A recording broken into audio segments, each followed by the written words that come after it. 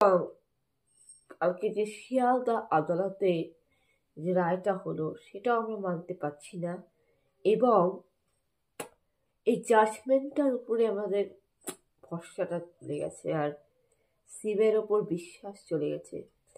মানুষ আশা রেখেছিল শিবের ওপরে, কিন্তু কি হলো? কিছুই করতে পারলো না। আসল অপরাধীরা তো অধরাই থেকে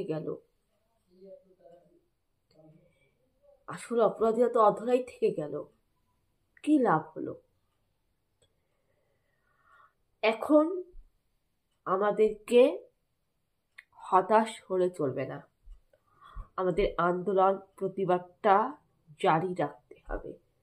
যতক্ষণ না উই ডিমান্ড জাস্টিস, যতক্ষণ না ন্যায় বিচার পাচ্ছি, ততক্ষণ আমাদের লড়াই, প্রতিবাদ, আন্দোলন চালিয়ে যেতে হবে। এবং আমরা চাই নতুন করে সিবিআই তদন্ত হোক, নতুন করে ইনভেস্টিগেশন হোক, নতুন করে পুলিশ তদন্ত করুক নতুন করে, এবং সঞ্জয় রায়কে জেরা করা হোক। কেননা সঞ্জয় রায় জানে কারা কারা অপরাধী। তার কারণ সঞ্জয় রায় তো অপরাধী, এটা তো সবাই জানি আমরা। আর সঞ্জয় রায়ের তো শাস্তি আমরাও চাই, কঠিন শাস্তি। কিন্তু সঞ্জয় রায়কে শুধু ফাঁসি দিয়ে দিলে তো তাহলে তো সবটাই তো শেষ। সঞ্জয় রায়কে যদি ফাঁসি দিয়ে দেওয়া হয় তাহলে তো সব গল্পটাই তো শেষ। কারণ সঞ্জয় রায় তো জানে কারা কারা অপরাধী। ওই জন্যই বোধহয় একদিক দিয়ে বোধহয় ভালোই হয়েছে সঞ্জয় রায়ের ফাঁসি হয়নি। কারণ ফাঁসি হয়ে গেলে পরে তো সঞ্জয় রায় মরে যেত, তাই না? তাহলে তো কিছু জানা যাইতো না। আর মরা মানুষ তো কোনো কথা বলতে পারে না, মুখ খুলতেও পারে না। এই যে সঞ্জয় রায়কে আমৃত্যু কারাদণ্ড দেওয়া হলো, মানে সারা জীবন যে কারাগারে থাকবে, তাহলে কি কিছু জেরা করলে হয়তো তার পেট থেকে, মুখ থেকে কয়েকটা সত্যিটা তো বের হতে পারবে, এটা আমরা আশা রাখছি। হয়তো আমরা এই আশা রাখতে পারি, আমরা একটা স্বপ্ন দেখতে পারি। এইখানে যে ব্যর্থতা হয়েছে, এটা কোনো ব্যর্থতা না, এটা মানে হচ্ছে নতুন করে শুরু করা। তার মানে কি, এপিজে আব্দুল কালামের এই বাণীটা মনে রাখবেন যে ফেল মানে কিন্তু ফেল নয়, ফেল মানে হচ্ছে ফার্স্ট অ্যাটেম্পট ইন লার্নিং, শিক্ষার প্রথম একটি ধাপ। আর নো মানে হচ্ছে নেক্সট অপরচুনিটি। এই কথাটাকে মনে রেখে আমাদেরকে এই লড়াইটা, আন্দোলনটা চালিয়ে যেতে হবে। এবং আমরা ব্যর্থ হইনি, যেখানে শেষ হয়েছে এই শেষ থেকেই আবার শুরু করতে হবে। যেখানে শেষ হয় শেষ থেকেই আবার শুরু করতে হয়। শূন্যের পাশে যদি এক বসাও, সেই শূন্যটার পাশে এক হয়ে গেলে কিন্তু 1 আর 0 মিলিয়ে 10 হয়, এটা মাথায় রাখবে।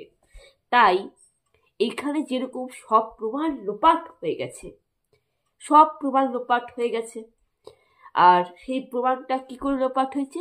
ওই যে 14ই আগস্ট না 12ই আগস্ট রাত দখলের যে উই ওয়ান্ট জাস্টিস, যে রাত দখলের যে সময়টা, তখন আরজি করের চারপাশে এত প্রতিবাদ, এত মিছিল, এত আন্দোলন। ওই সময় হসপিটালের বাইরে পুলিশ ছিল, বাইরে এত পাবলিক, আর ভেতরে কি হয়েছিল? ভেতরে রুমটা ভাঙ্গা হচ্ছিল। ওই যে 3rd ফ্লোরে যে রুমটা ভাঙ্গা হলো, যে ডক্টরস রুমটা, যে সেমিনার হলটা যে ভাঙ্গা হলো, প্রমাণ তো লোপাট হয়েই গেল, সব প্রমাণ তো ওখানে লোপাট হয়ে গেল। আরেকটা প্রমাণ আরেকভাবে লোপাট করলো, কিভাবে? ওই যে সিসিটিভি ক্যামেরাটা ভেঙে দিল। সিসিটিভি ক্যামেরাতে কি দেখাচ্ছে? সঞ্জয় রায় ঢুকছে, মেয়েটাকে খুন করে বের হয়ে আসছে, এটাই দেখা যাচ্ছে, আর কাউকে দেখা যাচ্ছে না। এখানে তো গন্ডগোলটা, যে হসপিটালে কি সিকিউরিটি গার্ড ছিল না? সিকিউরিটি গার্ডটা কোথায় গেল? সিকিউরিটি গার্ড থাকার কথা। বাইরে থেকে একা একটা সিভিক ভলেন্টিয়ার এসে 3rd ফ্লোরে উপরে গিয়ে, কিন্তু এইখানেই তো সন্দেহ। সঞ্জয় রায় কি করে জানলো যে অভয়া মেয়েটি ওই নম্বর রুমেই আছে? আর অভয়া মেয়েটির সাথে তো 4-5 জন ছিল, 4-5 জন ছিল, একসাথে খাওয়া দাওয়া করছিল, তিনি কথাও বলছিল, কাজ ডিউটি করতেছিল। ওই 4-5 জন বান্ধবী বের হয়ে গেছে, মানে বান্ধবী না, বান্ধবী একজন ছিল, আরো ছেলেরাও ছিল, বন্ধু বান্ধবী মিলে ছিল, স্টাফ কলিগ ছিল। তো ওই 4-5 জন যারা অভয়া মেয়েটির সাথে ছিল, তারপরে কি হলো, ওই 4-5 জন বের হয়ে গেল।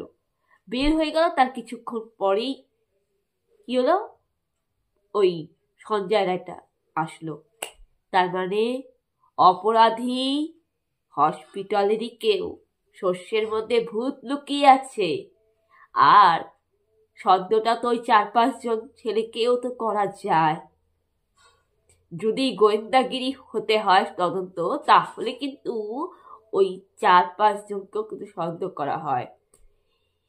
এই বাস্তবে যদি সত্যিকারের ফেলুদা, জটায়ু, ব্যোমকেশ যদি থাকতো, মানে ব্যোমকেশ, ফেলুদা, এরা হচ্ছে সিবিআই সিআইডির উপরে, এরা যদি থাকতো গোয়েন্দা, তাহলে এতক্ষণে ঝুড়ির থেকে সব রহস্য বের হয়ে যাইতো। সিবিআই ব্যর্থ হয়েছে, কিছু করতে পারে নাই। যাই হোক, এবার নতুন করে আবার শুরু করা উচিত, নতুন করে আবার তদন্ত শুরু হোক। তার কারণ অপরাধী কিন্তু লুকিয়ে আছে, অপরাধী লুকিয়ে আছে, শস্যের মধ্যে ভূত। আর এই অপরাধী কারা, সেটা মনে হচ্ছে হসপিটালেরই কেউ।